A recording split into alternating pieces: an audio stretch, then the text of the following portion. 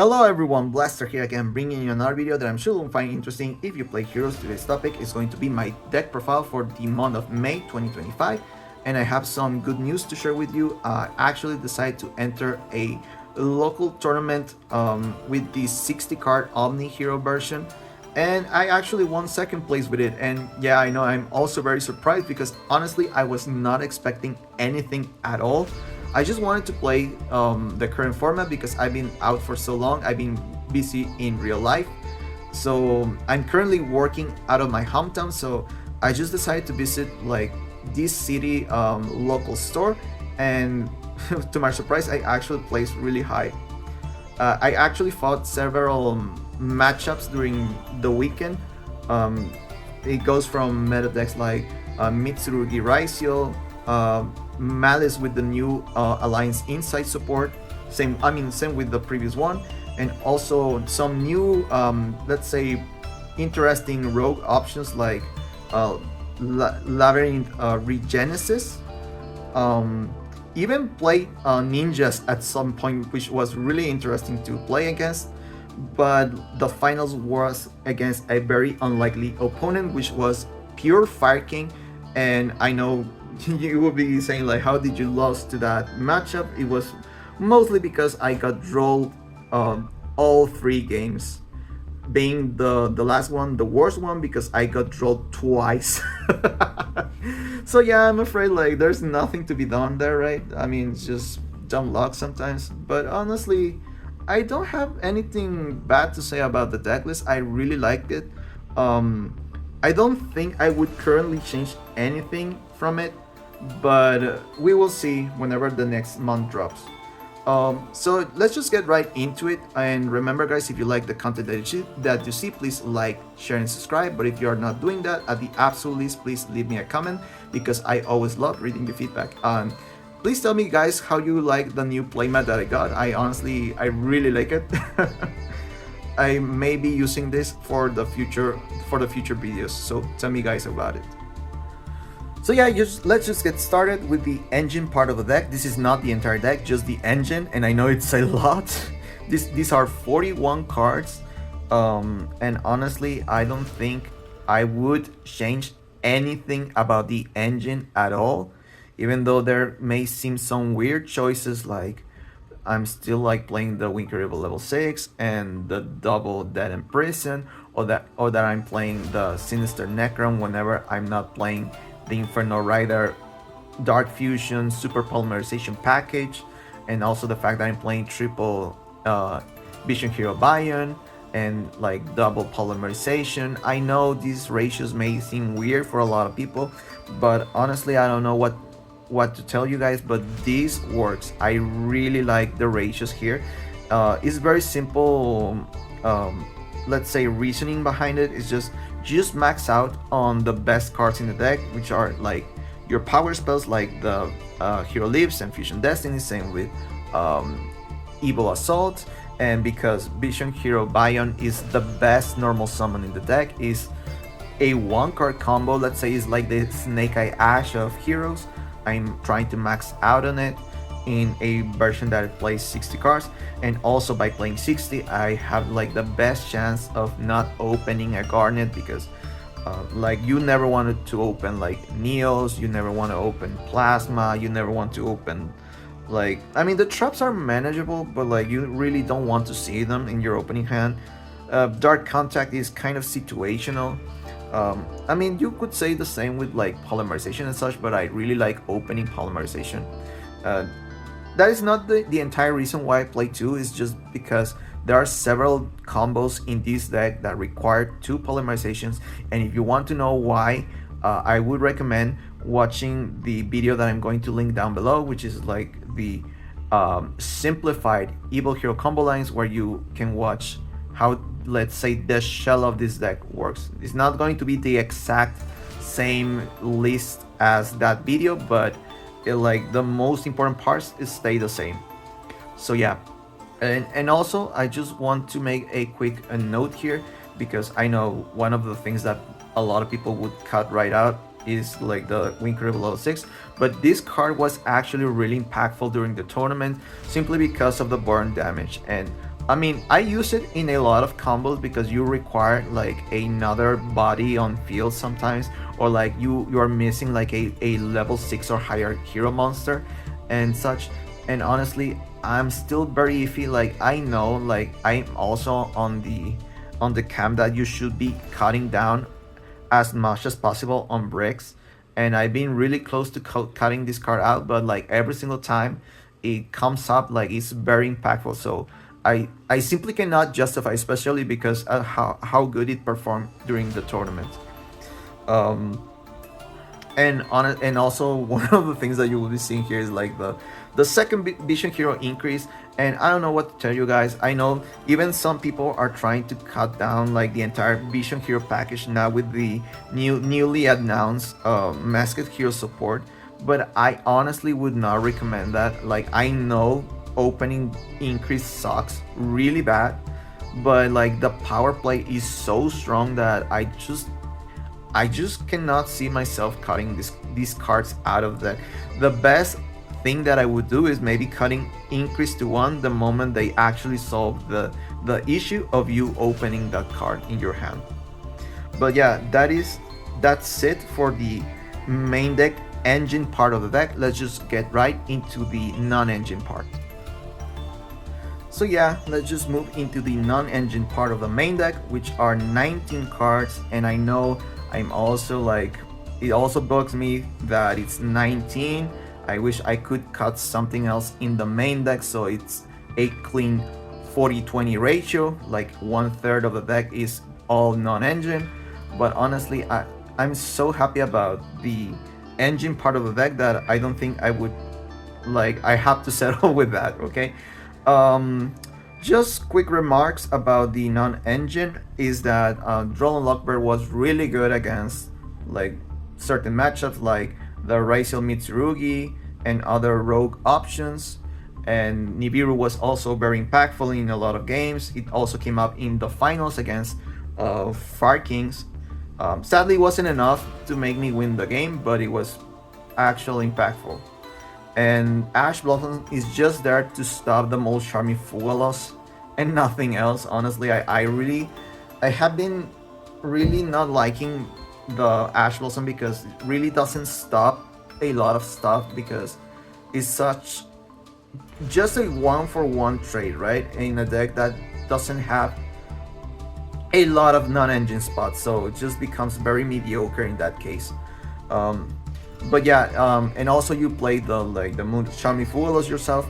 I don't think you could like not play this card. Like you have to play it. Like it's really important for you to not lose. In fact, I would say that I could see a future where maybe I could trade like the Droll Lockbird and the Nibiru depending on the matchups to play like the Molcharmi Purulias and maybe another Board Breaker instead. And talking about Board Breakers, I'm playing again the Forbidden Droplet now that Dimension Shifter is mostly gone because he's not gone at all. He's mostly gone. You have more chances of resolving this card because you know that if you don't, you cannot place the cards in the graveyard. This card is useless. And same thanks to the ban list. Now that you don't have to worry about Abyss Dweller, that means that you don't have to shotgun this card on your draw phase, which helps you a lot for you to get any kind of value out of this card. And also like Infinite Permanence is like one of the best non-engines in the game period. Like I mean if you could play more copies of this, I think you would play them, right? And I'm not talking about like, oh, but you have like Effect Veiler and such. No, like I mean this card can be used either turn, and it also like has like a second benefit whenever you set it and such. Like the card is so good. Like play free and never less. And for the let's say the last spot, I'm playing like the Crossout Designator, and the reason why I'm playing this instead of like Triple Tactic Talents or Called by the Grave in the main deck is because this is the only card that can stop Droll Lockbird and Nibiru at the same time. I don't have to choose one or the other. I mean, you know what I mean, right? Like it's not like Called by the Grave that only negates Droll and Lockbird and Triple Tactic Talents is a reactive card instead of a preventive card. So, I mean, if you get hit by Droll, the only effect that you can resolve if you are going first is just looking at your opponent's hand. And if you get hit by Nibiru, chances are that you are already very invested into the combo, so there's no real benefit in drawing two. I mean, it depends on what you draw, and it also depends on the state of the game. So I just feel like this card is better for main deck purposes. But yeah, this is the non-engine part of the main deck. So yeah, now we get into the extra deck part of the deck, and honestly, I think every single spot is earned in the deck, even like the ones that may seem like very questionable, because for example, I know a lot of people are not playing like the Dread Decimator, but this card is always clutch, especially whenever you get like Dimension Barrier or like even Roll and Lockbird where you don't get to like add like the fusion spells and such. Sometimes I was winning the game because I made like an OTK with this card and all the other heroes that I managed to summon under their summons. Like, it's really crazy sometimes, like how this card actually can come up, like given the right circumstances. I would say maybe one of the most cuttable places in the deck, if you're looking for another spot in your extra deck, might be like the Neos Lord. So, like, obviously something comes up whenever you get, I don't know, like Harpy's Feather Duster, whenever you have favorite contact set. This is a disruption that can be activated manually instead of on summon, unlike the Shining Neos Wingman. But obviously, if you have to choose between Neos Lord and Shining Neos Wingman, like most of the time you would rather summon the Shining Neos Wingman instead of the Neos Lord. Also, one of the, let's say, one of the cards that is not so common to see in an extra deck is the Destiny Hero Dystopia, but this card was so clutch during the tournament. Like, not only the Kuriboh was really great at clutching games due to time, it was also like the backup strategy, because there were so many times, like was a time where I play against like ninjas where they actually wasted a piece of disruption like Book of Moon whenever they went second on the Wing Kuriboh just to stop the burn damage, and then suddenly the Dystopia came up and clutched that game. Like, I was going to get hit by the ninja fusion that was hitting me directly, and then like Dystopia not only burned him for damage, it also destroyed the fusion and won me the game. And for the rest, I think it's very self-explanatory. I feel like the link ratio is just really good. Like, I wouldn't change anything about it, and the fusion ratio the same. I think the bare minimum that you should be playing against, like the bare minimum that you should be playing from the Evil Hero engine in terms of fusion is just like the backfire just for going first, and the Malicious Bane for going second. And then again, this is just a way for me to just praise the hell out of Malicious Bane. I think this card is amazing. One of the reasons why I'm really reluctant to cut the dark contact out of the deck, I mean, not obviously because of the turn 1 play of this, but going second is just a great piece of disruption that forces in like a response from your opponent. Like, you don't have to really invest or like go too far into the combo for you to make this play, to make the Malicious Bane and like threaten like wiping your opponent's board of monsters. And I don't know what else to say. Like, Darkglow is still a really strong card. I'm not playing more max changes because at that point I feel like it can become a dead card, and I would also have to play another target. For example, if you open like Mask Change and Stratos, you want to have Blast in your extra deck. So if you are one of those people, maybe you perhaps cutting the Neos Lord might be the way to go. But honestly, currently I'm really happy about the extra deck. I don't think I would necessarily change anything about it, but like if I had to choose a spot to remove out of this, would be the Neos Lord, but like I still play it because it's part of the Destiny Fusion one card combo. And if you want to see the, let's say, the relevant one card combos, I'll also link down in the description below so you can go watch them. And finally, last but not least, is the side deck. I think this is just as important as building your main deck.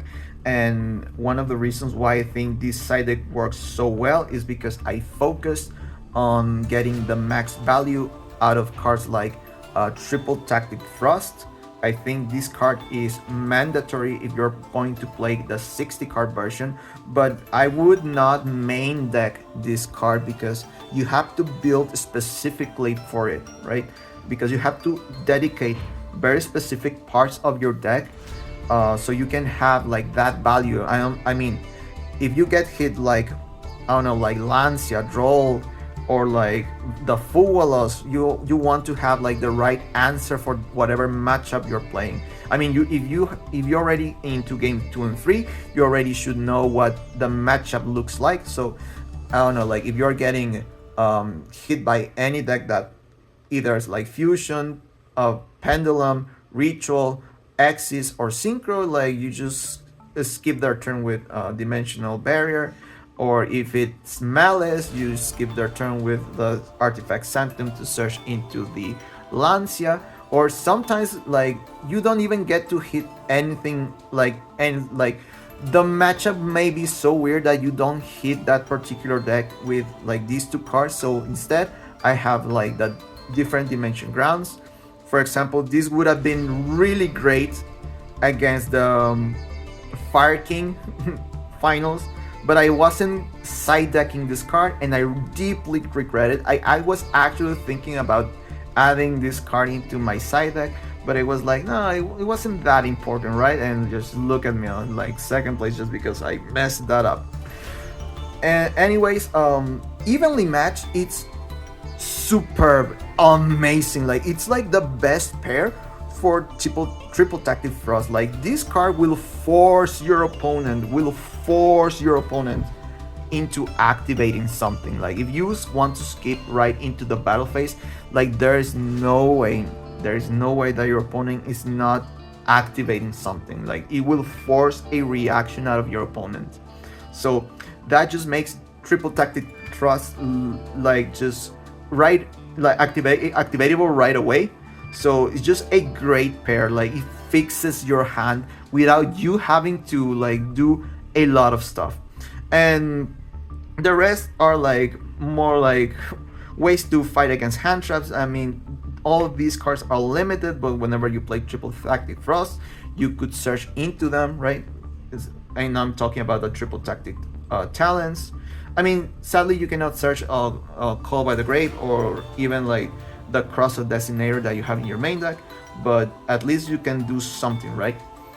And obviously Lancia is just for Malice, and the Duster is just here because I don't know, because Blue Eyes is such a popular matchup that just having this card to force the trap and also like just blow your opponent's field whenever they get like the True Light out of the board is just really good for you to break that board. So yeah, this is going to be it for the video. If you guys liked it, please like, share, and subscribe. But if you're not doing any of that, at the absolute least, leave me a comment because I always love reading your feedback. Please tell me if you guys like this new format. Perhaps I could implement this in new videos, or maybe you just like the previous one. So tell me guys how you liked it, and this is Blaster signing out.